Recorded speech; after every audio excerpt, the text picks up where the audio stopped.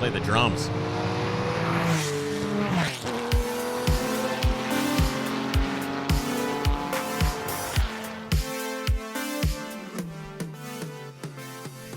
Hey guys, welcome to Overcrest. I'm Chris. And I'm Jake. And we have a very special couple of guests here, Abigail Hempy and Brandon McCarthy, who just returned from an epic journey that I've been following on Instagram.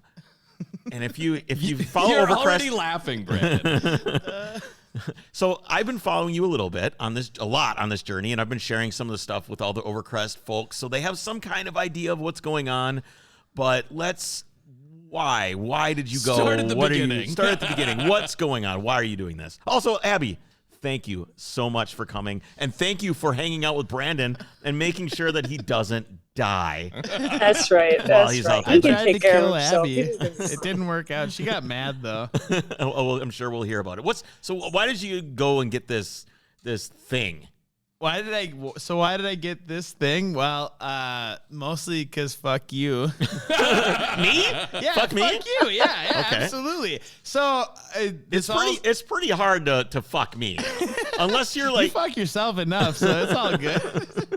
No, this all started around Abby and I have been trying to link up to go to NASCAR. Abby works at NASCAR, and we've been talking about, I've been wanting to go to a race since she started at NASCAR, and it just never worked out.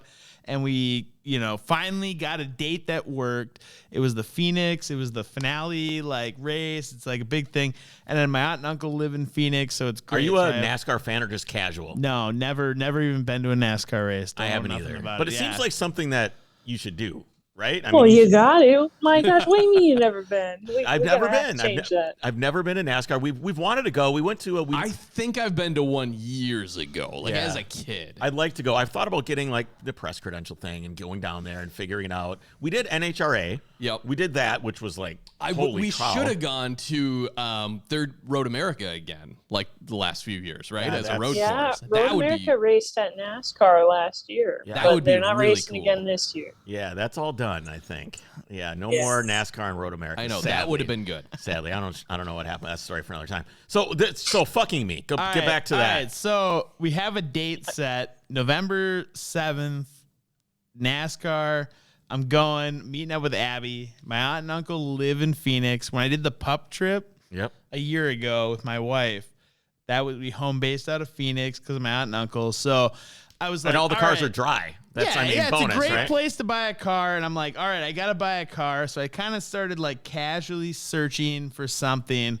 And I'm thinking what, kind of draw inspiration on what to buy. And I'm like, all right, well, it's got to be diesel because, so far, this sounds like you're looking at Jake. Fuck you to Jake. I'm curious about that. What are you talking about? Well, yeah, fuck him too for that 944 bullshit. But so it's got to be diesel. That's a guarantee. Why? And then I'm like, why? Because I'm a diesel guy. I'm a legitimate. I love diesels. I've been driving a diesel bug for years. Okay. I've always been a diesel guy. Jake hates diesels. He's a pussy. We all know that. I want you to defend diesels to Jake. Because he Well, doesn't hang listen. on here. First of all, they have better cold start capability, and we were going to go through the winter in Minnesota, so that's one thing. Plus, we got glow plugged; it was going to last a little longer, and it's higher octane. Plus, we got a longer trip, so it's going to get better fuel mileage for us. Which actually, it got better fuel mileage than my 2015 Chevy Silverado. So I would say that it was a good choice. Also, the package of having the Suburban, having enough room in the cab to hold everything we need. That was key. Yeah, see? I will say it makes a lot of sense in an old Suburban It makes a lot of sense. Here's the thing, though, is you guys want to be diesel people. No, I don't. You're not. Well, okay, yeah. No, I'm you not don't want to be a pretending diesel to guy. be anything. He pretends to be a diesel guy. Chris thinks he's a diesel guy. So I'm like, all right, so it's got to be diesel and it's got to be a truck because we're going to do some overlanding. Okay. Because that's been overlanding's the hot, it's the hot new thing, right? Yeah. Everyone's overlanding. I don't know if it's new, but it is really hot right now. Yeah, it's really hot. I mean, it's not new, but it's hot. So it was like, all right, it's got to be diesel. It's got to be something for overlanding. And then Where did you find your rooftop tent for that thing? Because you got to have one of those. No rooftop tent. Fuck that. Hotels are cheap. But You then didn't even bring a sleeping bag. Don't tell me about overlanding. I brought the sleeping bag. Yeah, you're talking about that's not very prepared, Brandon. I'm not a prepared person. But here's the thing. In between when this like originally started, and Chris bought that Mercedes diesel in Idaho. Yes, Yeah. Idaho, the wagon. Yeah, and then all of a sudden Chris is like, I'm a Mercedes diesel guy. Mercedes, Here, Mercedes, let's be clear. diesel. Just for a moment. Uh-huh. I was driving a Mercedes diesel in 1997. In 1997, I was figuring out what an Aldo was. And I didn't even have the internet to go figure it out. Yeah, I'm old, right? But being a diesel guy, I'm not a diesel-only guy, but I do love diesels. And You've been hating diesels your whole life. I've only heard you bitch about them. All you do is bitch about diesels. Like what? What did I bitch about? The slowest car I've ever owned, least True. power, undrivable, won't start, a million issues. So basically, you just agree with me. No. Anyway, continue. So I'm like, all of a sudden in this, when you went to Idaho and got that Mercedes wagon, and then you're TDI swapping the Trooper, and you're doing all these things, and all of a sudden you built the Mercedes for the Overcrest rally. And then literally after I had already bought the Suburban, between when I bought the Suburban and when I left, Chad sold you that E300 diesel. And then you're like, oh, have you ever heard of an OM606? Not to you. I know you have.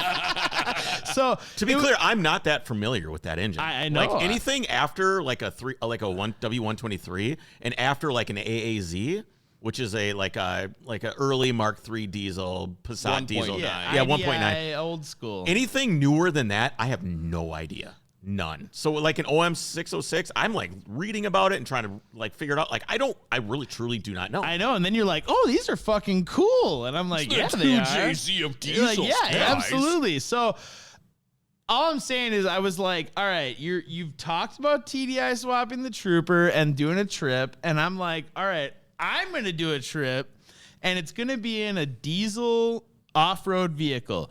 And then when all of a sudden I go on Facebook Marketplace and I find a Mercedes swapped Suburban, I go, oh, this is fucking perfect. Like the universe just handed me a little nugget to fuck Chris Cool, because you're like, I'm gonna fucking diesel swap this car and drive across country and go on a trip. And I'm like, I'm gonna buy this diesel swap Suburban in Arizona and I'm gonna go on a cooler trip off the cuff across the country and do it in a 2-week period, because it's been a year and it's great. I didn't know that this was just a fighting match here. I didn't thought you either, just to be got it honest. 'cause Like I diesel and didn't gas know were we the were fighting same about price this. I didn't in know. Arizona. I didn't know. You know, you can take resentment and you can harbor it and be bitter, or you can take that and make it into fuel and go on a badass trip across the country in a fucking sick ass diesel Mercedes Suburban. And that's what I chose to do. And when you sent me the photo of it, I could not have been more excited for you. It looked like a super rad truck, and I was excited for your trip. You know, let's tell me about the trip. How going to see the thing the first time? You know, because this trip took Abby, this trip took longer than it was supposed to. Correct? Yeah, it did. It did. And we left later than we thought we were going to, but he got the initial part of it. So Brandon came down a week before I got there, and he said he was going to get a non-starter because the last time he got a car that already ran. Wait, Javelin, right? That was you the last wanted a car. Sorry to interrupt. Oh, yeah. You wanted a car that didn't run. Yeah, 100%. I wanted a. You're saying that after the fact. No, that was Is it 100% just because the you intent. found the Suburban and you're like, this is perfect. Oh, it doesn't run. You know what? I can do it. The universe gave me a nugget and it was perfect, but my intent 100% was to find a non-runner, because when I bought that Javelin, I legitimately thought there was going to be serious mechanical problems, and then I put gas in it and put a belt on it and drove across the country and had zero fucking problems. The most bald tires I've ever seen.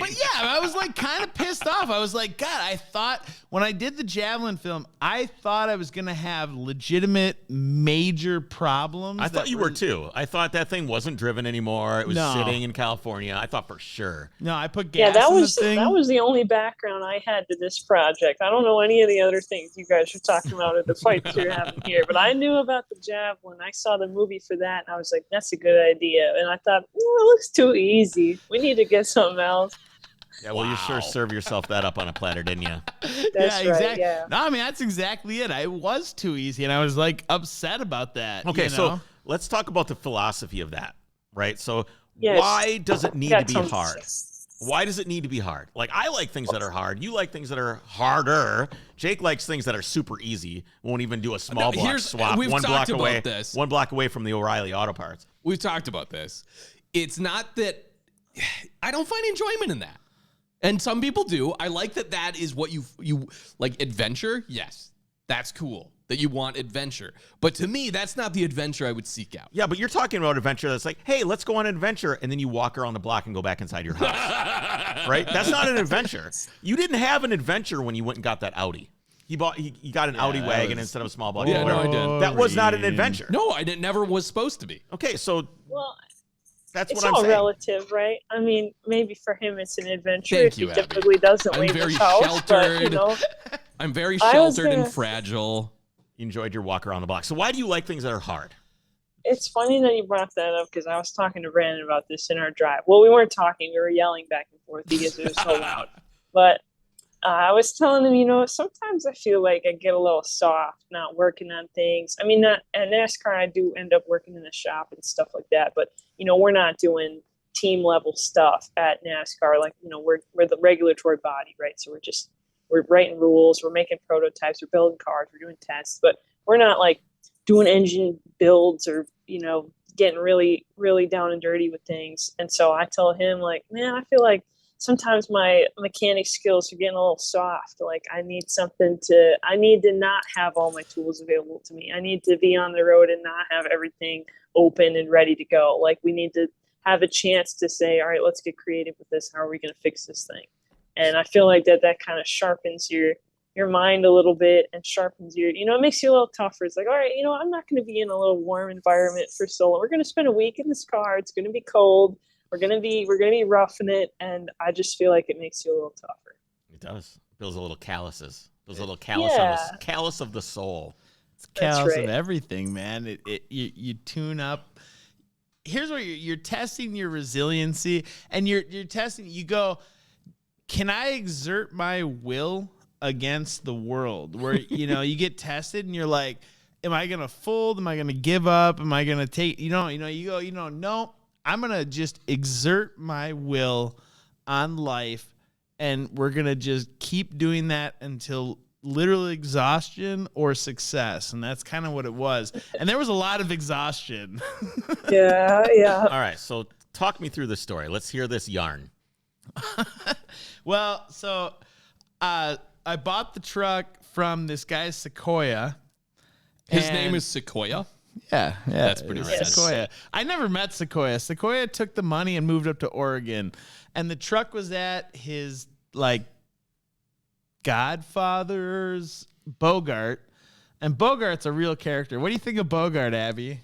I liked Bogart. I called him Humphrey, and he really enjoyed that. I don't know if your audience will get that joke, but yeah, he was great. I did not know he was Sequoia's godfather, however.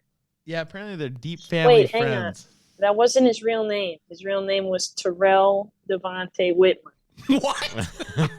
What are with the names of these people? But he wants to be called Bogart instead? That's what he'd been called for a long time. He gave us a story about his mom's friend.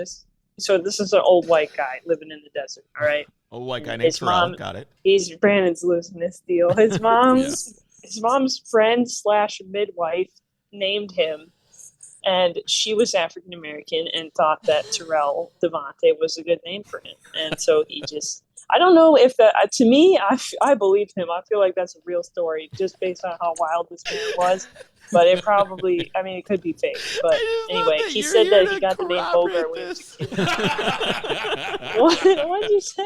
If I told this, nobody would believe it. They'd be like, this guy's making shit up. No, I believe him. I feel like that was I true. did too, but nobody would believe me. So tell me about Bogart, meeting him. What was that like? He's typical desert dude, like just I don't know how these people end up in the desert, but there is a desert dwelling type of hard partying, living large, and then they're old and they end up in the desert living among the cacti and scrap metal and God knows what. I mean, Yeah, I don't know about typical desert people. I've never met a desert person before that trip, so it Now was quite an experience. Is there a Wikipedia page for desert people? Yeah, I know. Yeah, there probably is. I mean, I don't know if he was typical or not because we only had a sample size of 3, and I met my one sample other size guy. is larger. Yeah, no. You So- didn't meet the neighbors. So these are like desert rednecks. So are these are people that want to be? Are they want to be left alone? I think so. I mean, he seemed like, I told him that I was coughing a lot when I first got there because I was getting over a cold and I was laying on the ground and coughing. And he was standing above us that night and he was asking me like, "Hey, what you need something for that cough?" And I was like, "No, I'm good. I'm all right." And he offered me some medicine and he described what it was made out of, which I'd never heard of. And he said that he would take it in front of me just to prove that it was okay. Not and that poisoning I could you. have it So too. So there's the rest And of I the was desert like- people generally are very No, that's the untrusting. desert people. This guy, They don't he trust tried each to other, Jim apparently. Jones me. They Brandon. If you don't know who Jim Jones is, you can Google that on your own. Yeah, Okay, so he had some like home remedy made up, his own concoction. Chaparral. He was telling me all about it. I spent a lot of time with Bogart. We spent a You lot of time did. together. You did. My favorite thing was Wait, whoa. Were you healed? Were you healed? no one was healed in the making of Yeah. this production. It was really funny how quickly he got offended by things, though. When I told him I wouldn't take it, he was like, "All right, fine, then keep coughing." And he'd walk away, and then he'd come back with his forklift to come help Yeah, us let me tell you again. something. If you're gonna take some medicine from a guy that lives in an RV in the desert, but yeah, so I mean, this guy is a typical hippie type, long hair, played in a rock band, ended up out in the desert. I mean, it's just scrap metal and cars and all this, and you hear the whole story. You don't really know. And I bought this car sight unseen. I literally trusted the guy I bought it from. He's like, I think it's got a bad turbo, and I'm like, all right, whatever. And I get down to his place, and it's about what I expected, a typical desert. There's cars and shit everywhere. And so I get there with my aunt and uncle, and they had paid Bogart to give the money to Sequoia. And when they went down there originally, like a month before I got down there to pay for the truck, I was like, send me a bunch of pictures. And they sent me a bunch of pictures of nothing that was helpful. So I'm like, all right, well, fuck it. We're going to find out what happens. And What did your aunt and uncle think of this? Do they know you? me. Yeah, Okay, they know me get really it. well. So they're like, this is totally typical of Brandon. Like, this is like totally normal. And they're like, oh, Bogart has a dog. Cool. Like, they sent me more pictures of the dog than the Suburban. I'm like, all right, thanks. But yeah, so I got down to Phoenix Friday, the 28th of October. We went up the next day, the 29th of October, and I got up there and I looked at the truck. I go, okay. And then we ran into town, and I bought everything I could think of to test fire it and see what's going on. When we get back, I put it all together, and I test fire it, and it's like, oh, this thing has a blown engine for sure. 100% for sure. So When you say blown engine, what specifically do you mean? you'd literally crank it. I pulled the glow plugs out and you'd crank it. So we started cranking it and it started hydrolocking. It's like, and I'm like, oh, great. So I pulled the glow plugs out and it would hit that bad cylinder and it would just shoot oil out of the glow plug hole. Oh, So I'm like, wow. it's got a broken piston, Yep. severely failed head gasket, cracked head, whatever. So it's like, at that point, you're like, all right, new motor. So we left Camp Verde. So They're not discouraged yet. no, No not big at all. deal. No big deal. It's the hole in the piston and the got Camp it. Verde is an hour and a half, 2 hours north of my aunt. Hold on uncle's just a house. second. How did you feel about this situation at this point, Abby? Abby, you weren't there yet, were you? No, I wasn't here. I had no feelings about it whatsoever. I was too busy preparing for the race. So, and he didn't really give me a lot of information. He just sent me a picture of this scraggly old man in the desert, and he was like, and the picture of the truck. And I was like, good Lord, that is who we're buying this from. Okay. I don't know what could be in it. lot Okay, of mouse turds.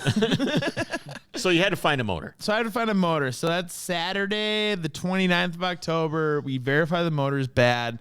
Come back. Sunday, the 28th, we just fucked around because nobody's open. Nothing going on. Monday, the 30th, I do a full-blown search of, every option to find an OM603 because I'm committed to the OM603. And that's what's in it right now. That was what was in it. That's Yep. a mechanically injected version of my it's engine, an right? IDI 6-cylinder turbo diesel. They put it in the 300D and the 300 SDL from like 86 to 89. Is it a 24 valve? No. No, okay. So it's 2 valves. 2 valves per cylinder, 6-cylinder mechanical injection pump. So when someone wastegate says turbo. IDI, what does that mean? Indirect injection, so that's you have a pre-combustion chamber in the cylinder head versus a direct injected diesel. The combustion chamber is in the piston. Okay, got it. Yeah, so it's older tech. Every diesel pre-90, mid-90s and earlier is all indirect injection. What's the difference? Like, why did they go away from it? What was It's just economy type of thing? No, it was just the original technology. I mean, literally from the inception of diesel engines through the mid-90s, they were all indirect injected. And then they moved to direct injection when technology advanced. And really, diesel technology didn't advance much from the turn of the century till like the mid-90s. Gotcha. So, And where are you staying during this? at that point, up until those first few days of Karen and Dave's, and then Monday, I go do a total like search for OM603s, which apparently have become they're pretty hard to find. I found one engine at a junkyard in Phoenix, and then that was overpriced. I couldn't afford it. So then I hit up my Mercedes contact. So I know my buddy Darren, he became a big Mercedes guy. He lived with a guy, Ian, that's a big Mercedes guy, and they're friends with this guy, Matt Kewick, that's a big Mercedes guy. He does M113 swaps and classics. So I DM all of them on Instagram. I'm like, here's where I'm at. Here's what's going on. Who do you know? So then Matt sends me this other guy's contact, and he's like, yeah, I got a 603. It's in Mexico right now. And he's like, I'm going to bring it over the border up to Albuquerque. I'm like, Albuquerque is a 4-hour fucking drive from Phoenix. I'm like, no. And then he's like, here, hit this guy up. And I hit that guy up. And he's like, yeah, I got one in Albuquerque too. I'm like, oh, fuck, I got to drive to Albuquerque? I'm like, fuck that. So I literally, every Craigslist, every Facebook Marketplace, every potential avenue to find a motor. And I'm just like striking out. So on Monday night, my options were a $2,500 engine in Phoenix, a $1,000 engine that was in Mexico, and then like another $1,000 engine that was in Albuquerque. And then the dude that had the $1,000 engine in Albuquerque goes, do you know Edis? And I'm like, no. He's like, oh, here. He like gives me his phone number. He's like, call this guy. So I call Edis, and Edis's father owned a Mercedes junkyard in Phoenix, and he works for his uncle, his dad's brother, that owns a Mercedes repair shop in Scottsdale. And Edis is like, I got a 603 just sitting on a pallet in my junkyard. You're like, this is amazing. I'm like, yeah, great. So I meet Edis, and we go to his junkyard. Is he desert people or regular people? He's pretty close to being he was regular. He was regular. Really? You think Edis is regular? Well, maybe not regular, but he lived in the town. He didn't offer medicine, and maybe if I stayed there longer, he probably would have. But yeah, no. I suppose we got a low bar at this point, don't we? Yes.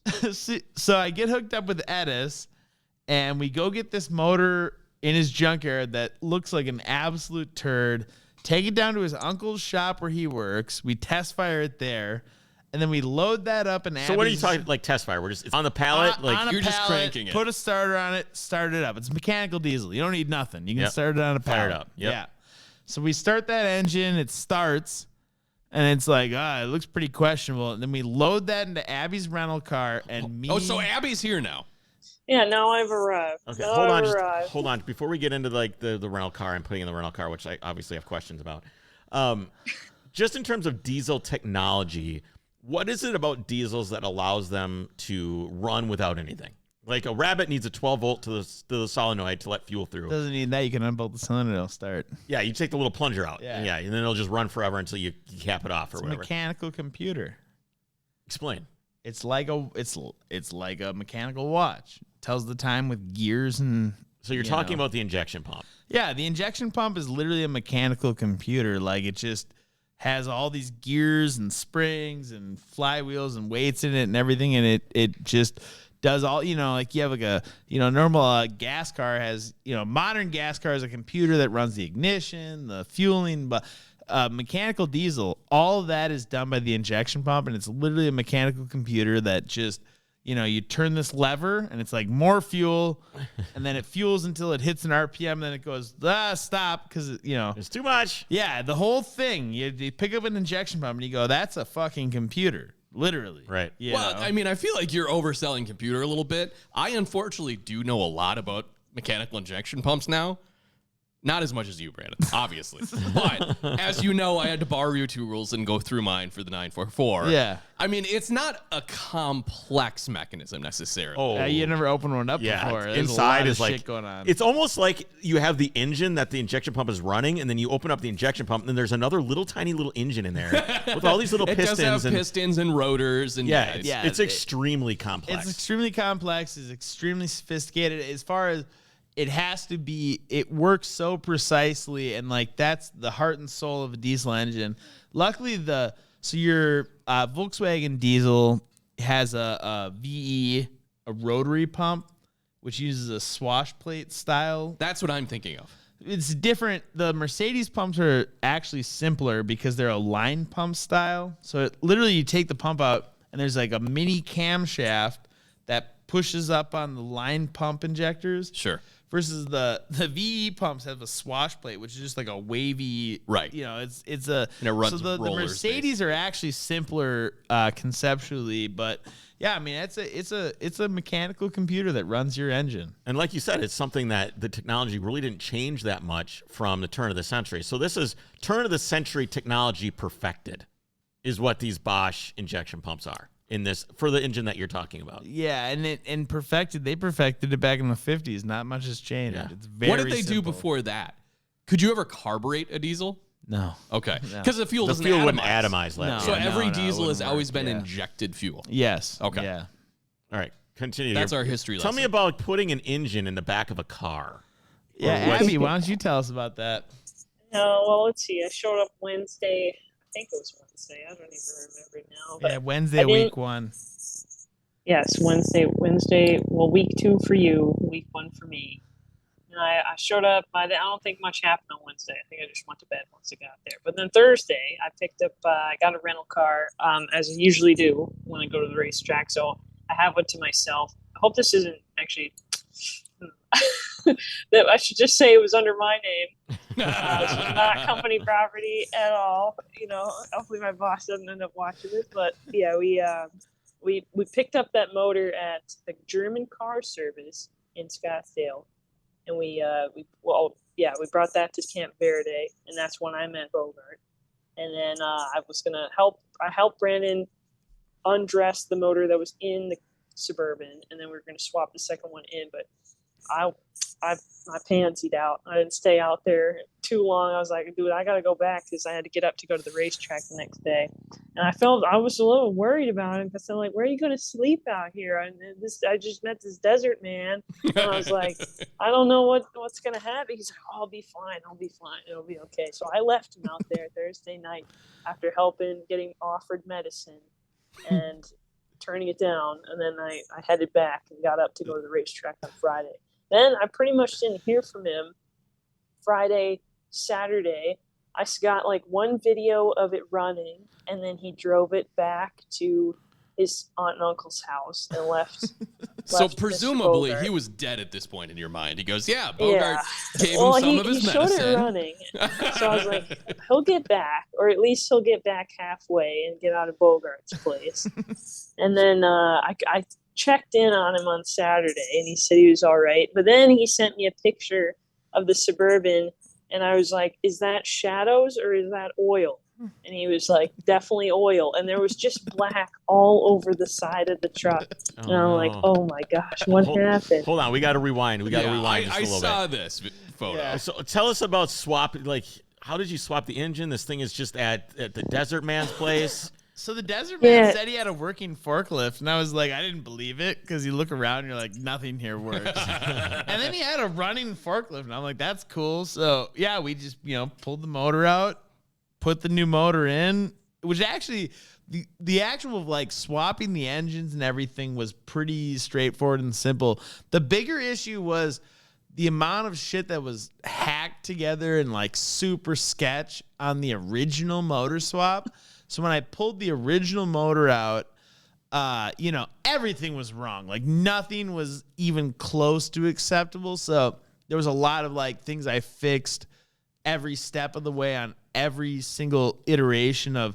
So I think that originally when the guy originally swapped the truck, it did run at some point, or he had like run it, but I mean, it was very hacked together. So it was a process of pulling the motor, fixing like 100 little minor issues. Well, you have to keep in mind when someone gets a project that far and it's dead, there's a reason. Like there's a reason that the project was walked away from, right?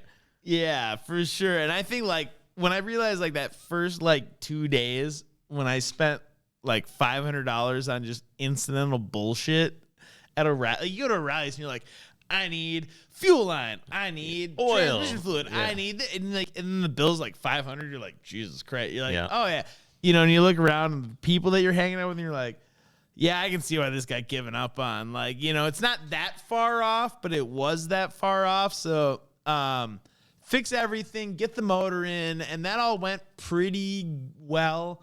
The accommodations at Bogart's weren't great. No bathroom, no running water, really. Nothing that you would normally typically. Was this in his house or where did you stay? No, House. he didn't have a house. This Trailer, was no okay. house. It was a junkyard. He lived in an RV, and his friend Jeff lived in a short bus next to the Suburban. That was what this was. Oh, I forgot And there about was- that, dude. There was yes, don't forget about Jeff. Yeah, but the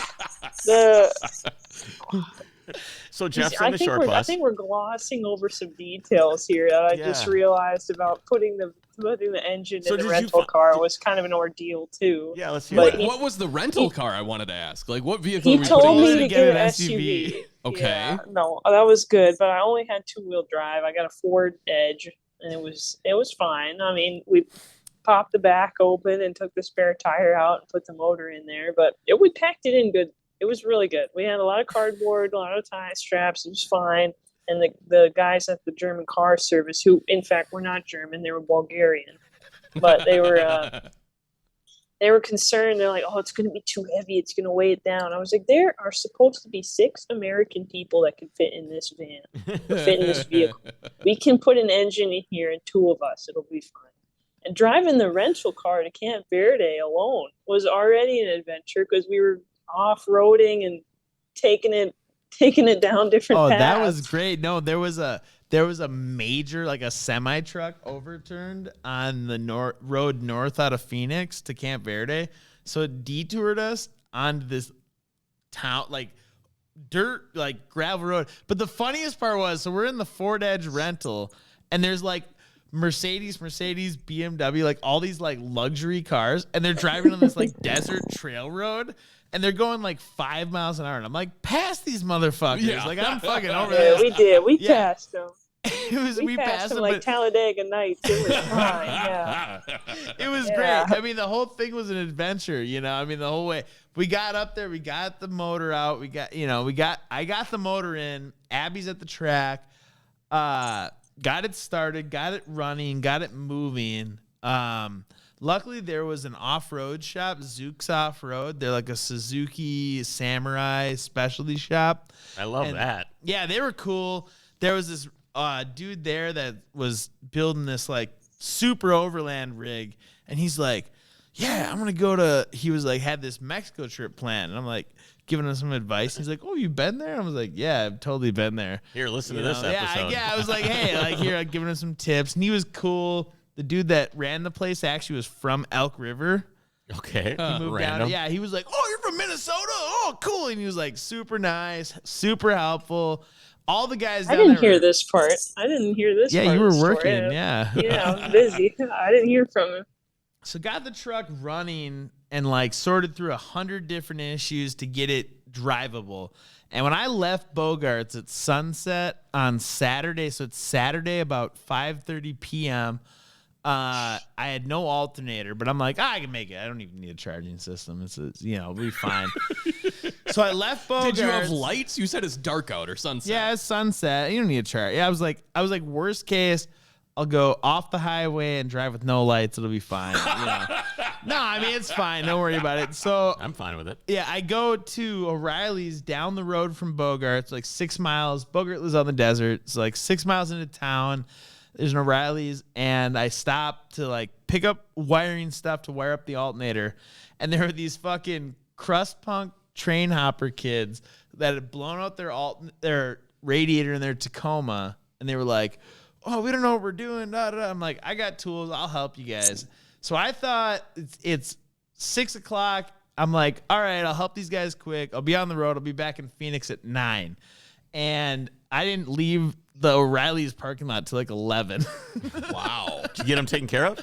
Oh, I got them taken care of. They took care of me. They were fucking, they were boozing, fucking having fun. Dude, you said they made you pad thai. You said no, pho. They made me a. They they made me made pho. pho, yeah. We had a fucking parking lot party, fixing cars. Was O'Reilly's still open at this point? No, and they made the biggest mess. They were like, they have the big sign on the O'Reilly's building. It's like, don't work in the repair work. And these kids, like, this dude's like, I gotta change my oil, and just spilled oil fucking everywhere. Oh my God. It was but we were like, everyone's drunk. We're shooting air rifles at beer cans in this parking lot. They're like fixing their car. It was fucking great. And it's like 11 o'clock. And I'm like, all right, I gotta go to Phoenix. So it's a 2-hour drive from Camp Verde to Phoenix. I leave at 11.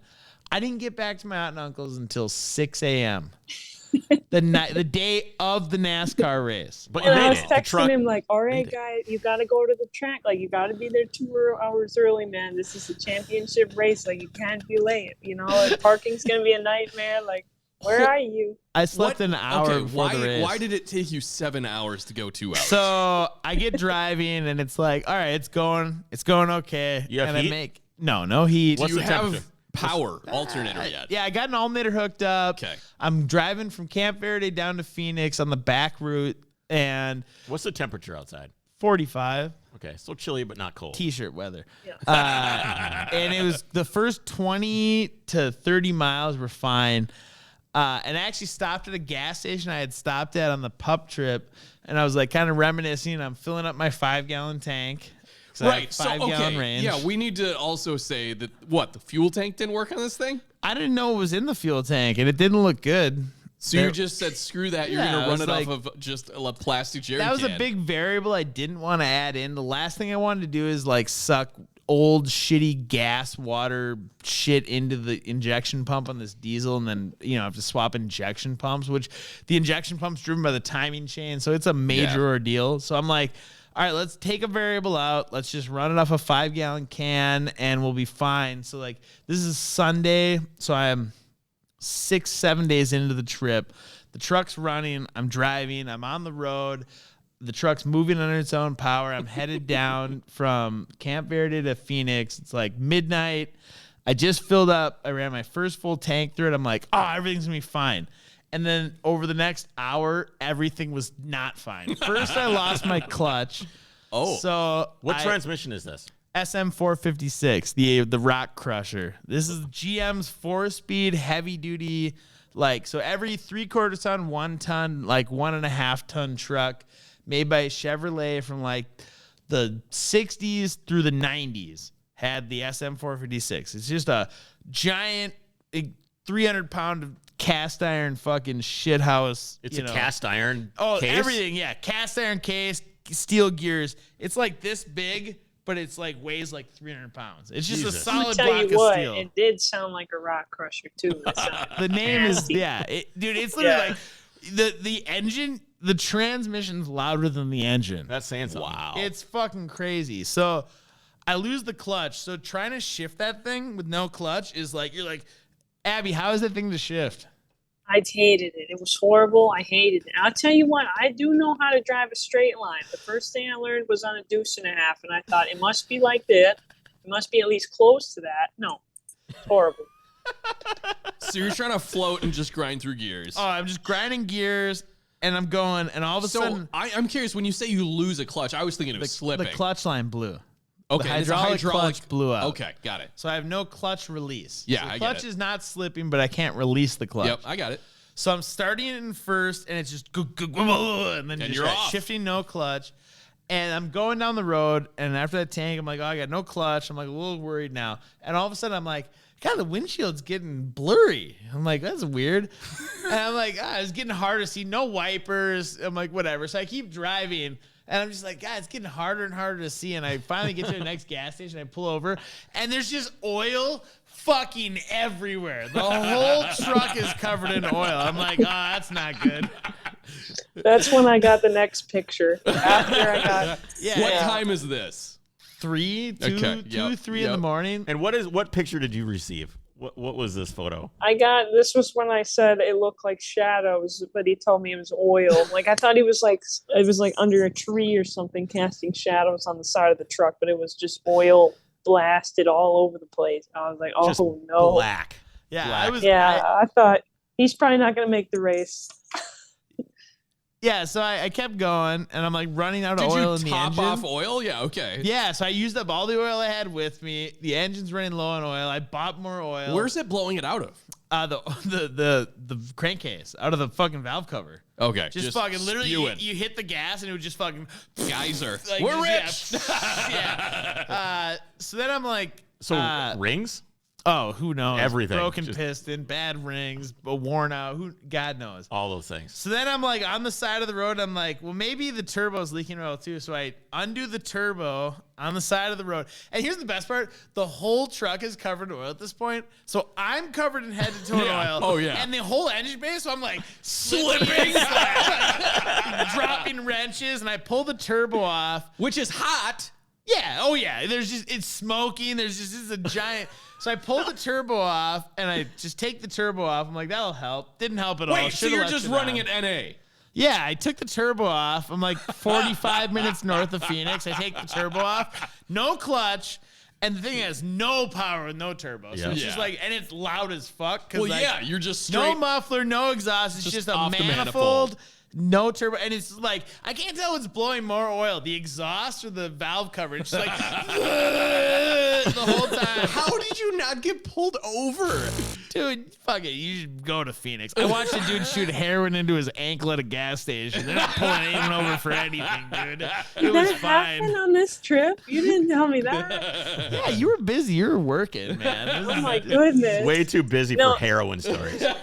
Later, I told him, hey, because we were potentially having more problems with the turbo that was in the next engine we put in, which we'll get to later. But I was like, hey, well, we could always put that turbo delete on you showed me, and I didn't fully understand how it worked, but it was a little hose on the side of the block, and it was clamped shut, like it was just pinched I shut. just crimped off the oil feed Oh, yeah, line. 'cause that's it's the a main Yeah. oil Yeah. galley. So I just crimped it off and then just put it in the blocked off the oil feed, took the turbo off, and just let the fucking exhaust just blow. Jesus. Now So, I I mean- understand why you said that would be a last option for us. Last Let's resort. not Yeah, do you've that. driven a 5-cylinder NA wagon. Yep. This is a. I've this driven is- an AAZ with no turbo too. Yeah, this is a suburban with no turbo. What's that thing weigh? 6,000. And you've got maybe 70 horsepower. Yeah, with no 65 turbo. horsepower. I mean, it was terrible. I mean, it's just like, blah. I mean, dude, it's hilly down there. So I'm in second gear, just going 7. Yeah. You're like, okay, we're still moving. It's better than walking, but it's not great. Wow. So I made it back to Phoenix. I'm like, this motor's fucked. I get an hour of sleep. We go to NASCAR. Where in Phoenix are you? Right, just outside of Like, downtown. I mean, where do you park this thing? Where are you staying? In my aunt's yard. My aunt's yard. Just right in her yard. It was right in the front yard. It was Tell me immediately about in the the front shower yard. that you took when you got. Oh my god, Just dude! Dawn dish So soap. I'll tell you this much. So the whole highlight of this trip, me and Abby talked about this a bunch. You know, there's the different types of fun. There's type 1 and type 2 fun. Yes. And type 2 fun is shit that's not fun while you're doing it, but it's fun afterwards. Yeah. Yes. And it's that like rewarding shit, dude. There's nothing that shower. I might as well have been a fucking roughneck working on an oil rig, just covered head to toe in fucking diesel oil. I've got no sleep. I just spent the last 2 days swapping a motor in a junkyard with a fucking desert hippie. I haven't showered in 4 days. I slept in a fucking rat nest truck camper out in his fucking backyard. I'm just the grossest I've ever been. I'm exhausted. But wait, I'm wait, freezing. wait. Did you or did you not poo in Bogart's bucket? I didn't post. I wanna know. Nope. I I need went to to the know. gas station. I didn't fucking shit in the Bogart's bucket. Bogart's bucket. Getting back to my aunt and uncles. Would that have been a sharing thing? Does he also No. poo in Yes. Bogart's bucket? Yeah, he has his bucket. Oh, But that shower before NASCAR, I mean, it's like, that's the most glorious, like, you're like, this is the best thing fucking ever. And the dude, The shower's destroyed. oh, have you ever taken a shower when you're actually dirty? Oh, And yeah. it's just streaming dirt off of you, and the thing just, there's this gray brown ooze under you. And then you go to wash your hair, and you just watch. Yeah, Oh, it's more, just, dude. Yeah. So I go to NASCAR, and I was like super pumped. I was a little, I was tired, but it was like I got there, and we're just like, oh, dude, this was so sick. NASCAR was sick we had VIP fucking passes thanks to Abby, so that was sick. Yeah. Brandon was an essential worker. Oh, Yeah. nice. We could go anywhere. It was amazing. What was the highlight of that? What did you? When you were there? What you saw? What was your takeaway? Oh man, I mean, in NASCAR, like the tailgate scene is really probably where it's at. Like if you're gonna go to NASCAR, you should go 2 or 3 days early and hit it with the like hardcore tailgate NASCAR fans. That's probably where they're having fun. What's the Venn diagram with desert people? Is there a lot of overlap there? I mean, there were some dudes. We were walking in, so we got there like an hour before the start, and there were dudes out in the parking lot tailgating, and they're like, just you can tell, oh, you're not going to the race. You just came for the tailgate. So that's what the desert people are. They just go for the tailgate. But yeah, I mean, it's a fucking fun time. It's a vibe. Like NASCAR is cool as fuck. It's super fun. The beers were cheap as fuck. We were paying $6 for a 24-ounce Bud Light. So they're like, yeah, we want you to get drunk and have a good time. We want you to have fun. And, being able to go just like in the garages, in the pits. Literally, I was standing next to like the crew chief watching this team pit. And you're like, this doesn't seem like it should be legal. Yeah, That's you feel like awesome. you're breaking the law. that's very cool. So where's the truck at this Yeah. point? Are you getting ready to come home, or what's Truck's at Karen and Dave's. Okay. We're at NASCAR. It's Sunday. Sure. Sunday. Yeah, it's Sunday. It's Sunday. race day. After the race, me, Auntie Kay, and Uncle Dave and Abby met for dinner, and we're all 100% zonked. We're dead. So we all go home that night, and then Monday, Abby's on a week vacation. So I got a week off of work, and we have to be home the end of that week. So Monday, we meet at Karen and Dave's. Truck's in the driveway. Motor's bad. No way that motor's making it home. Abby's got a week off. I've got a week off. We got to fix this truck and go home. That's where we're at. Okay.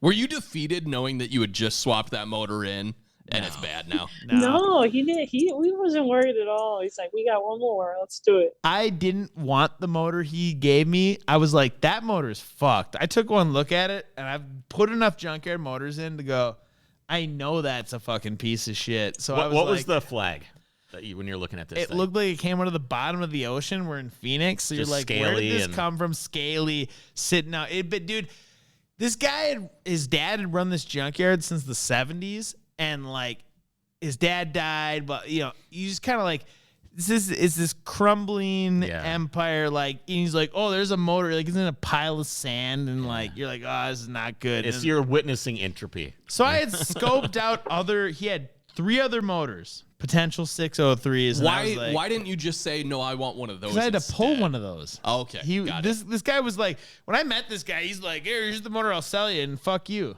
Got it. You know, he's like, this is your option. And so after I get back with this bad motor, it's Monday, and I'm like, me and Abby went over to Edison. We're like, yeah, the motor didn't work out. He's like, what do you mean? Were you like, look at the truck? I said, no, I sent him a picture, and he's like, okay, well, there's other motors. And he gave us the keys to his junkyard. He's like, yeah. And he's like, all no, right. he was sweet. So That's because because I was there. That's why he gave. Is this place like on Google? Or is it just kind of like this place is defunct and all, it's only like all Mercedes wrecking in Phoenix. It's no longer like an official business. It's Edis's dad's junkyard, and Edis owns the land. Dude, he has a pagoda sitting in the back corner, and he's like, do you know how many DMs I'm going to get now because of this? there's a pagoda, and there's a fucking what's that? The suicide door car is like a 36 Mercedes 140. Jeez. Wow. It's a 1.4 liter diesel Mercedes sedan, and it's just sitting there. There's probably a dozen like 560S. I mean, dude, it's insane. There's so many 190s. He's looking it up.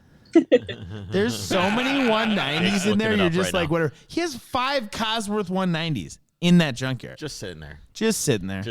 Just rotting. Then you go over to his Well, not rotting, but just atrophying. Then you go over to his uncle's shop, and there's a pagoda there that runs. And then another one shows up when I was there. I was like working on my project, and there's one already there.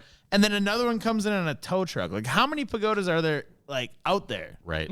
And he has one in a junkyard and 2 at his uncle's shop. And they're like, dude, 190 Cosmos. They're like, whatever. We got fucking, those are garbage to these people. Like, What about the W114, 115? Those will get zillions of those. Dude, like, it's insane. You go there and like the garbage level there, dude.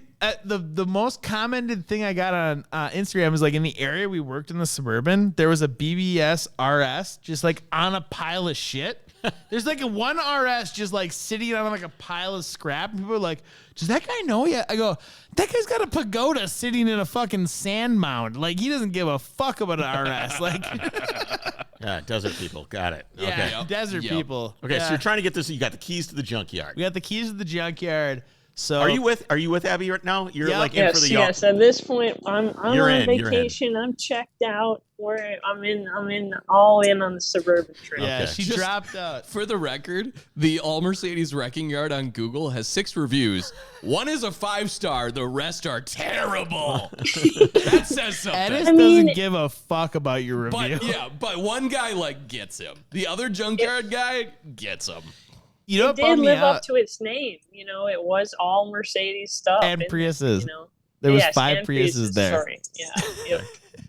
It was a bummer. I didn't have a chance. We got so zonked for time. Like 3 doors down from his yard, there was a guy that had a Volkswagen wrecking yard. And he's like, yeah, the first time I went there, it was just 23 window buses, 21 window buses, split window Beetles. And he's like, I watched the guy just fucking like crush 21 window buses. And you're like, no. great. Yeah. Circa when? Well, It had been Edis- like 20 years ago or something. Edis was 40s. Yeah, it was like the early 90s, late 80s. Yeah. He's Yeah. like, a yeah. lot of it those was- got crushed then. Oh, yeah, yeah. Just crazy. Nobody wanted them because they're terrible vehicles. So we generally. get the keys to the junkyard, and me and Abby pull another motor, and dude, Abby, how long did it take us to put the 3rd motor in? It took a while, but that's because we kind of changed course because you had 2 motors that you were looking at. One of them was in a car. No, they were both in cars. One of them was wrecked pretty bad, so we decided not to do that one. And then the other one was like way in the back of the junkyard, so we had to move some stuff out of the way.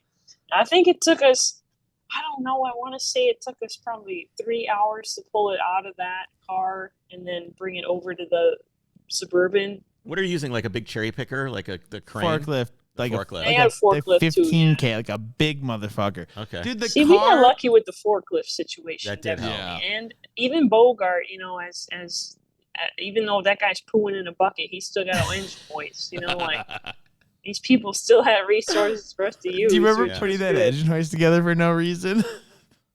That's true. We did not need that. Never mind. Yeah. Moot point. So, dude, I will say, note the engine that brought us home was in a SDL that was like, there were 4 cars stacked on top of the car we pulled the motor out of. This guy's whole yard had like every car. There was the really nice cars didn't have cars stacked on them. Everything else had like 3, 4, 5 cars stacked high. So we had to unstack a bunch of cars, pull this SDL out. So you just like ramming the forklift through the doors, or what? No, under doing it nicely. You're doing a nice job. Yeah, Okay. we're not. He goes.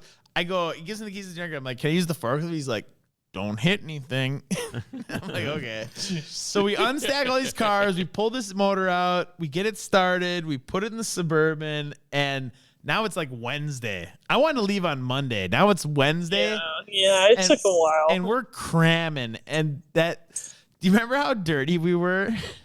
We were super dirty. Oh my goodness. And then See, we went to I that had the super same nice experience place. as well. Yeah, no, we were. It was Well, the pictures messy, you guys but sent me, you look like you're freezing. You're looking like Oh, you're just No. yeah. in the desert, it wasn't bad. Like You when we weren't were in the Camp junkyard- Verde. Oh yeah, no, Camp Verde was cold. Yeah. Okay. Yeah, it was cold as fucking Camp Verde. Phoenix was fine weather-wise. But yeah, so it's like Wednesday night, and there's nothing left in the tank. And I'm like, we have to leave tomorrow. Like, we have to leave, because otherwise, if we don't leave Thursday, like, it's going to ruin the whole rest of the trip, right? Like, it's just no time, Because it's like, it's going to take you 3-4 days to get home. Like, yeah, you need at Then least 3 days. you still wanted to see things too and take Yeah. your time. Yeah. We weren't taking Yeah. a freeway direct route. Like, Right. no matter what, my plan was, no matter when we left, my plan was from the time we left Phoenix, I was going to take the route I wanted. And when we ran out of time, we'd fly home. Because I was like, I didn't want to sacrifice. There's no way I was going to go through that much work to get this thing on the road and then just drive freeways to get to Minnesota. It's like, fuck that. If we got to fly out of Albuquerque, we're going to go from Phoenix to Albuquerque in the coolest way possible and like really get a payoff of all this work we put into getting this truck running. So If that was the plan, what do you do with the truck? Do you come back for it? Do you leave it? yeah, I would've Doesn't figured matter it at that out. point? We would have figured it out. Yeah, Brandon told me, he's like, I probably ruined every other road trip you're going to take, because normally people are like, oh yeah, Route 66, let's go. And that might have been cool in the 50s when people started to use maps to get places and whatnot, but definitely going off road is the way to go. I mean, we're not A to B people here, we're trying to see the sights. right. Yeah, I mean, so that was the thing. So we left Thursday, and we weren't, I wanted to get the fuel tank set up. I mean, I wanted to put the hood back on. Like, there was a lot of things. So, I had a descending list of, right? Like, I saw this written on the side of the car in glass. On the glass. yeah. So, like, the first thing you're like, these are the mission critical, like the shortest path to driving this vehicle. And then once the vehicle's driving, then you work down the list of like, oh, these are like niceties and luxuries, You're in the ideal environment to do this. Like anything, if you're missing something, I mean, it's there, right? I mean, it's the cars are there. In Edis's place, yeah. Yeah. I will say the funniest moment of the whole trip, period. Like, even though I met a guy that had every OM 603 in Phoenix and had every Mercedes part, and I could go into that like whole deal. Dude, this guy, Frank, the uncle, you'd be like, do you have a valve cover gasket? And he would just like disappear and then come out with an OEM Mercedes gasket. But like, hard stop, the funniest part of the whole trip is right down the street from my aunt's, walking distance from my aunt's, is this place called Loper's Performance. Oh yeah. And Place this was is sweet. This guy was a old school drag racer. He's owned this speed shop since like the 50s, whatever, in Phoenix. And we blew out the clutch line. I pulled the clutch line and it rubbed through on the bell housing. And I go to Loper's and we have this clutch line. And we walk in and I go up and I go, hey man, I need a 18-inch long -3 AN hydraulic line. And the counter guy was like, yep.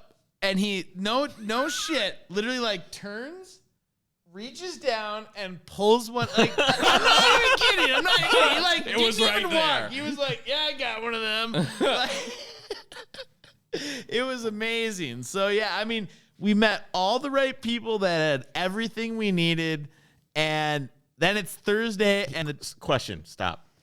That always seems to happen for you. But I don't think it's because you're just lucky. I think it's because It's there's because he talks to strangers and meets Exactly. desert people. Yeah, you're right. exactly. You have to be open to the world giving you that. If you're not open to receiving what the world will give you because you're too closed off from it, you're never going to get it, and you're going to be bitter and sour because you didn't. But the reality is, if you're not open to it, it's never going to be there. yeah, man. I think I've given myself some credit for this too, because I usually have strangers talk to me on a daily basis, like on the bus or in the park or whatever. People just like to tell me their life story. So I think it was a very good combination of Brandon just talking to random people as he does, and then people just like wanting to tell me that their real name's Terrell Devontae Witt and all this other stuff, So yeah, Loafers was Johnny Loafer. Shout out to him.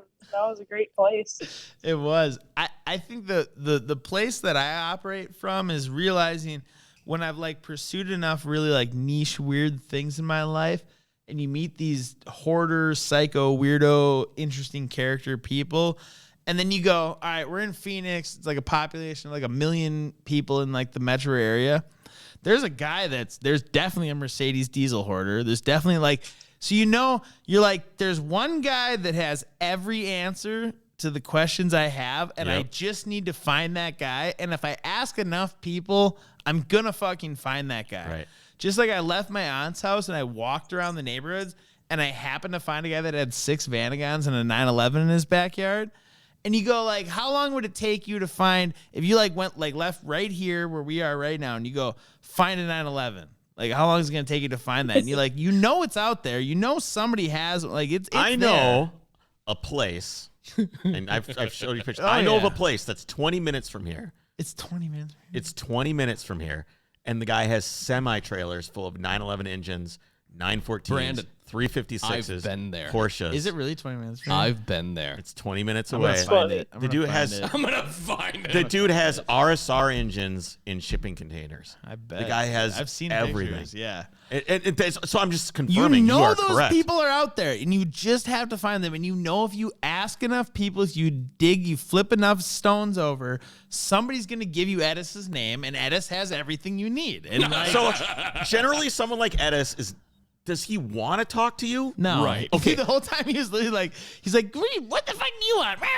He's like, don't give me my number. Don't tell anyone about my place. So how do you get from that to literally being handed the keys to the shop? That was what I was going to get at. How do you get to the keys to the junkyard? I showed up. That's what happened. I showed up. You need Abby. Well, you're much better looking than he is. That might be That's true. helpful, but No. it's like anything else in life. You guys are a great team. There's a way to unlock everything in life. It's the same way as like I got my new job, where you just like know all these people, and like when you know all these people, it's like text message, phone call, done. Like you develop this rapport, and like for it, yeah, I mean, I talked to Edis, and first he's like very standoffish, and he's like, fuck you, like you're another, whatever. And then, but you just say the right things, and you have the right quips, and I think as long as you seem like you're a very genuine person. Yeah. You don't pretend to be someone that you are not. You're not trying to,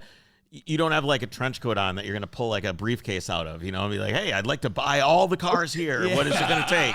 you also just present you go, here's the predicament I'm in. And then they go, why are you in this predicament? And you go, because I do dumb things, and I like, you just tell them the truth. And then they're like, wow, you're retarded. Why should I help you? Like, because you made these like series of bad decisions, and then you're like, you should help me because it'll be an interesting story. Yeah. Like, People like having a little piece of that adventure too. They sense it. Yeah, that's what I was gonna say. They I sense it. They can feel it.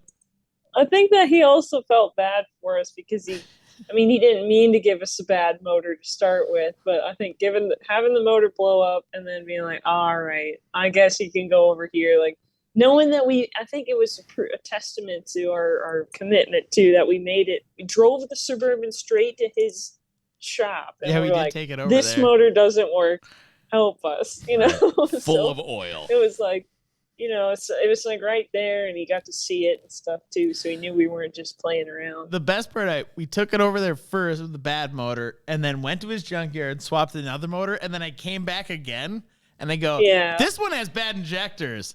And he's like, all right. And he lends me the injector socket and like watches me switch injectors, checks the timing again, blah, blah, blah. And he's like, all right, is this it? Like, are we done? But then it was really funny because afterwards, he actually lived pretty close to my aunt. And after it was all said and done, he stops by one last time to my aunt's, and he comes over and has a beer and like sits there. He's like, leaving tomorrow? And I'm like, yeah, we're leaving tomorrow. He's like, well, best of luck. And he texted me like multiple times since then. And he like texted me just like a few days ago. He's like, glad it all worked out, Yeah. So these people that are like standoffish and grumpy and angry, I think they're just grumpy and angry because all these people are always bothering them because they want what they have. But It's a honey hole. Yeah. They just want to stick their they're hand like, in. I can fucking eBay your parts and make money Yep. off of you. And he's like, no, that's not what it's about. And like me and him really connected. And like it was another interesting side. He has this really crazy like 60s SL there that has this wildly modified motor in it. And it's actually done by a guy in Wisconsin that he's like an SL 600 expert, Black Forest. I can't remember his exact company. He's like in nowhere, Wisconsin. He's like one of the he's like the Aaron Hatz of SL 600s. Mm-hmm. Can't call him, doesn't have a number, whatever. And he told me where this car came from. I'm like, oh, I know who did that one. He's like, oh, you know that? Like, so you have these connections where you have to be into this like really obscure shit. And like, when you're into like the most obscure things possible, there's like 7 dudes in the United States, and then you happen to know all 7 of them by name because you're like, yeah, there's only 7 of them. I know 7 people, The being taken advantage of is one of the things that these type of guys are the most afraid of. I posted a picture of one of the cars that was at this place that I'm talking about. Is like it's a short wheelbase 912 Bahama yellow. Yeah, I know. And it's rusty. It's in the dirt, right? Yeah. And I posted a picture of it on Instagram. Yeah. And the amount of people that I had that DM'd me wanting that car so that they could flip the car was out of control. And I deleted it. And then I actually had someone that I'm no longer friends with now because I would not give him that guy's contact info. And I would not give him we actually did a podcast episode about this entire topic of guys that have their stuff. Right, we did an episode about how the stuff is representational of time and talent that they've had. So the stuff isn't just stuff. Hoarders don't hoard for no reason. It's a representation of who they are. And I'm not saying this guy's a hoarder or these people are. No, but the things that they have sometimes are representations of who they are. They see themselves in their stuff. But anyway, so I lost well, obviously he never was a friend if he did this, but he basically blocked me on Instagram, blocked me on Facebook because I wouldn't give him this guy's number. And it's these types of people that make these types of people grumpy because they're in it for the flip. They're in it. They've seen too many American Picker shows and they've seen too many things where, they're trying to, wheel something around and make a bunch of cash. And whenever I've approached situations like this, I haven't been in your situation, but anytime it's like, I'm like, look, man, I'm not trying to flip this. I just want to experience this. I sell everything. I do. I sell everything. Yeah. But for me, the goal is I want to experience that thing. Like I want to have that experience. And once I've had that experience, I can move on. Like I wouldn't have that experience with that diesel wagon, that 300 TD. I've always a DT. It's just as bad as his first Mercedes diesel experience. Yeah, my first Mercedes diesel experience was a blowjob. So that is false. That is absolutely false. That is probably why I love Mercedes to this day. But I'm just saying, I always wanted to own a W123 wagon. I flew out there. I got it. I drove it around Idaho. I brought it home, and I was done. It was out of my system. I had already experienced it. I wasn't trying to flip it or anything. 58 miles an hour. That thing did 90. That thing ran. Took a while to get there. It did. Anyway, I'm just saying that's generally these people don't like communicating to people because they're just having. Imagine the amount of guys that do it is had to turn away that were just flippers. Well, and it's just bullshit, and people that don't even know and whatever, and it's like real recognizes real, and when you're the genuine thing, when you're the Anka Banka, you don't even really need to say anything, and like they just get it, and it's like, look at me. This is what I look like all the time. When you like show up and you're like disheveled, covered in grease, like boots, fucking red cap pants, and it's like, oh, hey, So I don't know where this guy came from. what's the Minnesota version of desert people? Is that what you are? No, Oh, I don't know if there are any Minnesota, but I would say there are definitely some in the UP. Yeah. Yeah. UP. Oh yeah, the UP Youpers. is full of those people. that is the desert north. There's got to be some in the Iron Range. North of 95. You ever hear that saying? Mm-mm. Yeah, north of 95. That's desert Minnesota. Okay. Yeah, I would agree with that. Yeah, We should go drive around up there. It's great, dude. It's great. I could take you some cool places. Like you go up to Namaji, one of the great dirt biking spots in Minnesota. There's a fucking 65 Mustang that I drive by every time I go to where I park at Namaji. Just sitting there. There's like 90 other cars, and yeah. Just there. That's like my buddy that has the pot farm in the UP. His neighbor's Cocaine Kurt. Cocaine Kurt has 19 straight axle Toyota trucks in his yard, and he has newspaper over all his windows in his house. And you're like, oh well, you're not going up to that guy's house and knocking on the door and being like, can I buy your 83 Toyota? Yeah. No. Those people are everywhere, man. Yeah, for sure. Okay, so you showed back up at the, sorry, Abby, go ahead. No, I was just going to say people are really, that's one thing that's interesting about the UP is that people are very protective of selling their things there. I mean, it's not quite like a hoarder, but they'll be like, oh yeah, I'll sell you this thing or whatever, you'll be ready to go over there with the money, ready to go there with the money, with the cash. You go there and they're like, I don't know. I think I'm going to keep it. You're like, what is the deal here? And if they don't think that you have good intentions with the thing that you're using from them, whether that's a house or a tractor or anything, if they don't think that you're going to take good care of it, they'll keep it. They don't care. They don't care how long it takes. It's strange. Like you think it's like some sort of materialism, but it's the opposite. They don't need to sell it. They don't need the money. They don't really want anything else. They have what they have. They have like what they have. And they're not trying. They don't need the money. So what if you give them the money to get the thing? They don't have anything to do with the money, so they'd rather just have the thing because they don't want any other things. Right? I mean, it's just deny. It's also like I think if you have like no power in the world, the one thing you do have power over is fuck you. You can't have my shit that's rotting away. You're like, fuck you. And that's where this whole trip started from is fuck you. So, I mean, it's like you meet a bunch of fuck you people and they're fun people. Being able to say fuck you is great in life. Anytime you get the opportunity to do that, it's great. It's a great feeling. You're like, no, fuck you. Yeah, it is. It is. It's a big power move. More often. You do. Yeah. So, Abby, the car, the Suburban is now running. It's ready to go. Is the adventure over, or is there more adventure during the actual driving, exploring? Oh no, for sure there was more. There was adventure during the driving. I mean, the rental car set a high bar. To be honest, I mean that we were going through mud and stuff. We had a whole train of people behind us. There were two guys with horse trailers that were following us, but. No, definitely the driving was great and beautiful landscapes too. So that was when I came in more with the repairs. I mean, the engine swap in Edis's junkyard was very hands-on, but on the on-side road was a lot of, Abby, go do this. Abby, go put that heater hose back on. I'm like, all right, now it's my turn. I'll get to jump in on this. That's just because you didn't like filming. You weren't as into the filming thing, and also it's like no, I don't. I like enjoying the thing, So I forget to take pictures or whatever, or I'll take pictures of the mountain or something. I mean, I don't have any social media, so he kept saying that he was posting pictures of me or videos of me or something, and I didn't. I don't know what's going on. I don't know what people are saying. And he's like, oh, people are saying that you're working on this car and you're doing all the repair. I was like, well, damn it, I am. Look, I'm over here. No, I'm kidding. It was great. I get plenty. Yeah, trust me, I get my fill of fixing cars in. So for me to sit back, watch Abby work on shit, film her, and, it's a better subject matter anyways. So it was great for me, and it was nice. I was having a lot of fun. Like, we had a reasonable amount of problems on the road. and a lot of self-inflicted ones as far as like, we could have taken pretty easy routes, but then we were like, fuck it.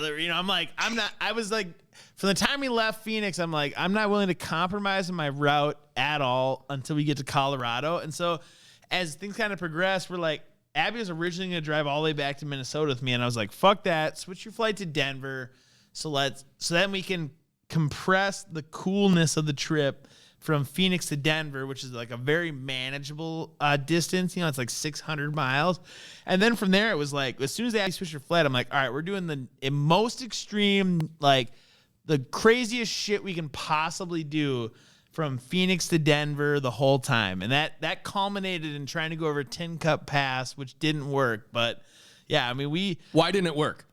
That was crazy, man. I mean, I didn't add it up. I told you I was going to add it up, but I would conservatively estimate that we were on at least 200 miles of gravel from Phoenix to Denver. Not even gravel always. We went through this Dirt, Indian reservation. off-road, it was a sand whatever. road. Yes. What kind of tires do you have? All-wheel drive, four-wheel drive? Like They were like van tires. They were like the typical like like Super high Firestone mileage. fucking high mile road tires. Yep. We had 4-wheel drive, and the 4-wheel drive works, so that was cool. But yeah, I mean, so we took like all these gravel routes out of North Arizona into Utah, into Colorado. And then we went through the Escalantes, which was super cool. The Escalantes are very cool. So that's like a lower elevation mountain range west of like the main Rocky Mountain range in Colorado. Escalantes were cool. And then we went into Gunnison and Taylor Park, which is somewhere I've been dirt biking there twice. Taylor Park has like 14,000 feet peaks. I think Tin Cup Pass is like 13,000 roughly. And it just not the right time of year to try it. They had just gotten their first snowfall, so there's only like 6 to 12 inches of snow. But this is like, I looked on one of like the off-road planet fucking overland adventure, and they rated Tin Cup at like 18 inches of ground clearance, like need a modified Jeep with lockers in the summer. Wow. And Are those dudes kind of like, yeah. I mean, it's got to be exaggerated. They were like the dudes that we saw on the trail. I don't know. I think that was in Escalante. I can't remember now, but we passed these guys because Brandon saw the a elk road that he hunters? wanted to go on.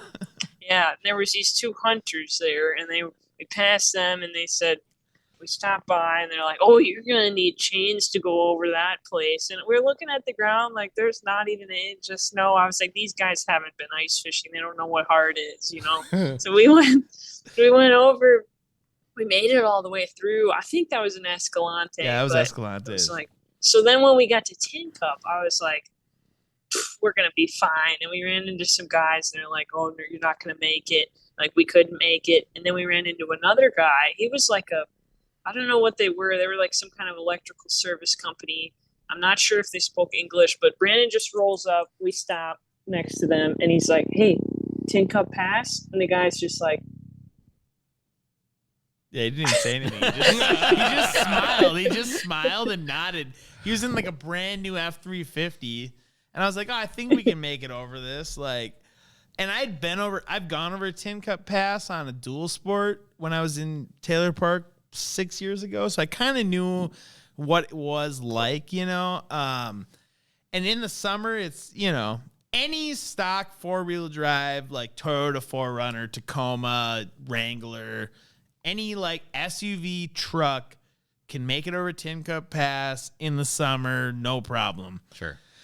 But there was like 6 inches to a foot of snow. And so we got almost up to Mirror Lake, which is just shy of the pass, probably 12,000 feet. And we were making progress, but, it was rough going. We were first, second gear, and then we overheated the truck. And we had to stop. We installed fans, and the sun was setting, which was also like, yeah, that's when I started getting nervous. That's when I started getting mad because I was like, look, man, I came Boy Scout prepared to this. I brought a sleeping bag. I brought rain gear. I brought some snow pants.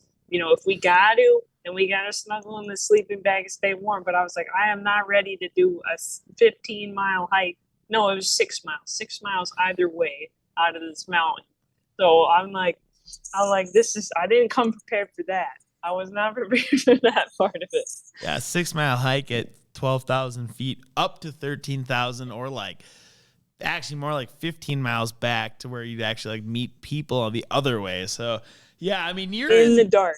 in the dark in Colorado, in the mountains at like end of fall. So like that's the other scary thing when you're at that time of year when like the snow is just starting to fall, you're gonna run into desperate animals, and like yeah, it's a sketchy time. Like, I mean, there was just getting snow. So we ended up turning back, and that was brutal because by the time we turned What was around, that conversation like? Abby, did you have to force him to come back?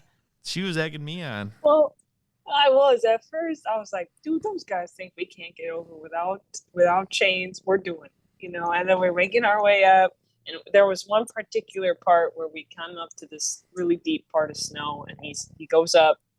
We don't make it. Back up, go up, like keep going back and forth, like plowing down this spot. And I think we could have kept going. But what I didn't realize until after we were done attempting that was that we would have saved almost like 3 or 4 hours of driving if we had made it over.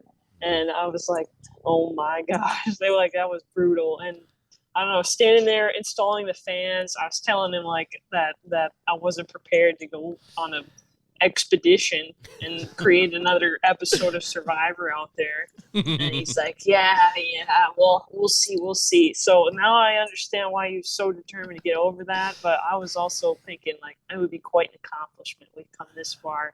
We got to try it. I kind of ran into the same thing with the wagon. We got deep into Idaho. We got deep into Idaho in that Mercedes wagon up in the mountains. Yeah, I seen you get stuck. And then we started to get snow. And there was a couple spots where I could back up and I could blast through it. And then there'd be gravel on the other side. And I did that like 2 or 3 times, and it like started getting deeper and deeper. And I eventually just absolutely beached the car. I beached it. And, jeez. We had to use a huge log and like put it underneath the bumper and like use that as leverage to push the car off the snow. And I ended up using like the tray that goes in a toolbox as like a shovel to like dig the car out so that we could get it going. And then eventually some dude came up and pulled us out. And then we just kept going because we made it that far. So then we're like, okay, let's keep going. Because it was literally like you go over the pass and we're where we need to be, or we can go all the way back, which cost us like another 6 hours. We were 6 hours in the forest roads at it this cost point. us 4 hours. So like we just were like, well, let's just try it and see what happens. The worst thing that happens is I have to dig out with this tray, and we just figure it out. So see, the thing that scared me was the worst thing that happens. The Tin Cup Pass road is very narrow and windy, and it's not like a well-established gravel road. It's like a trail. And even when we turned around and we're going down, there were hairy moments descending. So it wasn't so much an issue of like traction. It was an issue of like we get into a bad traction spot and then we slide off the road. We don't have a winch. We don't have a come along. We have like one 500-pound ratchet strap. So like there's no chance of like if anything went wrong and we got off the trail, because there were a couple moments descending down back into Tin Cup where I mean, hey, oh no, yeah, busy hands. Oh yeah. So, yeah, it was sketchy, and it was just a bad, and then Abby had to be, so that's Saturday at 5 p.m. And Abby had to be at Denver International at 9 a.m. Sunday. So, wow. Yeah, we were cutting it close. That was for sure. But we turned around, we went back, and 4 hours later, we're in Buena Vista. And I was like, if we had gotten over Tin Cup, we would have been here 4 hours ago. That's I was brutal. like, dude, I had a shovel. We could have kept going. We should have done it. How come you didn't get a come along at like the O'Reilly or something, or like Fleet Farm, or just I don't know, fucking dude. You gotta understand, we were running off of a 5-gallon gas can. Like by the time we left, I mean, it was like we have to leave today, no matter what, no matter where things are at. I mean, it was not. There was, I thought where we were Thursday is where we would have been like Saturday the week before. I mean, it was just, we were down to the wire, and you're just going, I mean, we just sent it with what we had. So clearly you made it to the airport. Abby, have you ever done anything like this before? Like a trip like this? I have, I have not that long of a trip, but I have done a few Gambler 500s with a couple friends. I don't know if Sure. you guys heard of that Yep. before, but yeah, okay. Yeah, those were pretty gnarly, but they were, it's like a sanctioned event. They know you're out in the woods, and like we had a winch we had a Lot of Chevy people, Astro too. van that we swapped to 4-wheel drive, and we had a winch on the front of it. So it was like pretty capable vehicle, and we lifted that too. So it's already running. Like you got months to prepare. It's not like you're just on the road throwing it together. But yeah, no, I've been stuck before, but that was. See, I told him I was like, this would be a good place to leave it. Then nobody can say that we didn't send it. If you just leave this thing on here, we tried to get over Tin Cup, couldn't make it, walked 6 miles back, let's go. But Brandon said that his wife would be quite upset if he didn't bring this vehicle home. Yeah, So- that was definitely an issue. The financial aspect of this trip, I went double budget on what I budgeted for this trip. So Yeah, that Suburban was much more than I expected it to be, but I suppose those kind of things are pretty rare. well, it's just everything. When you're on the road, like you realize so much of why your projects and your plans don't get done is because you're pulling back financially way before you're pulling back in any other way. Yep. So when you give yourself no option and you're like, and my wife was like watching my spending, and she's like, do you know how much money you spent? I go, what do you want me to do? I go, all right, buy me a plane ticket. I'll just fly home right now. And And just leave. Just sink all this money right here, Yeah. So you keep spending and spending. And it's like, it adds up quick, and it's like, oh, go to, O'Reilly's, we need this shit. We go, Yep, we yep, were yep, just yep. running. This is money everywhere. So, but I kind of knew that. And it was like, whatever, you're just, you're in it. That was the big thing. This one was really just a level of commitment and like being in it. And you're like, I was just not willing to give up no matter what the entire time. That was really what it came down to me is like, you're like, there's no quit. So this is something where, now that we've talked on the podcast a few times, we've said you've done this, you've done, and then you did the pup thing, and now you've done this. Now what? Because I already have that answer. I know He already has a plan, yeah. what is it? What's the plan? Is it a secret? June 2023, we're going to be at the Idaho City 100. Hopefully, well, for sure. What is that? I don't know what that is. It's a legendary dirt bike race. Okay. So Nate's qualifying for the ISD for 2023, which is going to be in Argentina. Nate Freder, who we had on the Nate pod. Freder, Yep. yep. We had him on the podcast. Idaho City 100 is allegedly going to be a ISD qualifier for 2023. I will be there racing. Nate will be there racing. Hopefully fucking Jay Byrne and Jay Blaze are going to be there racing. And we're going to do another trip June 2023. So Find something in Idaho and figure it out. oh, you're going to see. I got a whole plan. It's going to be great. All right. When are we going on the trip? I don't know. Well, we got to plan around all this other stuff. But yeah, let's do it. Why don't you get your fucking trooper running? I Why don't know. we have a fucking overland off? An overland off? There we go. Oh man, are you in, Abby? Are you in for the overland off? It depends if there's a NASCAR race that weekend. Okay. Abby already said she's down to do another race, so or another trip. Well, I think No, that I sounds would awesome. be. We were making plans already. I said, if you gotta leave this thing here, we're coming back in LS swapping this, and then we're gonna drive wherever we want to go. All right, Never, Brandon, never quit. never quit. Never quit. Never quit. I love it, man. This is a great story. Again, Thanks, man. thanks for Abby. Thanks for Hey, coming and I hanging want out with nuts. us. Yeah. Well, yeah. There you go. Right there. There you go. I appreciate you guys hanging out with us today. It's always a trip, Brandon, and I love having Abby on as well to corroborate this. Yeah. Yeah, that's great. It is Thank you. good. It is good because some of the things just get to be too much, and it's nice to have somebody. And it's like you got to believe Abby. She's very believable. Yeah, I told like it is. Yeah, I can't appreciate wait it. to see the movie. It's gonna be great. That'd be cool. I can't wait to look through the footage and share it with everybody. There's a lot. Yeah, there's a lot. If you guys haven't checked it out, the trip Brandon did in the Javelin is up on our YouTube. It's a 3-part series. You can check that out. His trip that he did in the Isuzu Pup, that's also there. And this one will be there as well. And you can just type in Overcrest on YouTube. You'll figure it out. You guys are all smart. You'll figure it out. And we'll get. I'm not sure how long it's going to take me to go through the footage, but I might. A long time. A long time. Great. I appreciate that. Abby, thanks for hanging out with us. I really appreciate it. Yeah. Brandon, Thanks thank for you. having me. Thanks, man. It's been fun. I'm I got to thank you guys for the inspiration of, I feel so grateful for the opportunity to like, here, just make something. And then I made like the pub thing a year ago, and then I did the javelin thing. And then it's like, I really like in a year's time, I feel like I really like elevated, Yeah. and it's great. Cause like when people give you an opportunity, when people just give you that opportunity, like prove yourself, and you're like, oh, that's fuel too. You got the resentment fuel, and then you have the opportunity fuel, and you combine those, and it's just like, boom, let's fucking do this, So dude. are you bummed a little bit that I'm not offended? That I think it's just fucking awesome? I don't think you'd actually be offended, but it's helpful to make a boogeyman in your Yeah. mind. Cause, I could be a, yeah. Chris is a very good boogie. Yeah, Brandon? it's good. I can be your boogeyman. Good. Thank you. I need that. All right, guys. We will see you next week. Take care. Take care. Bye, Abby. Bye.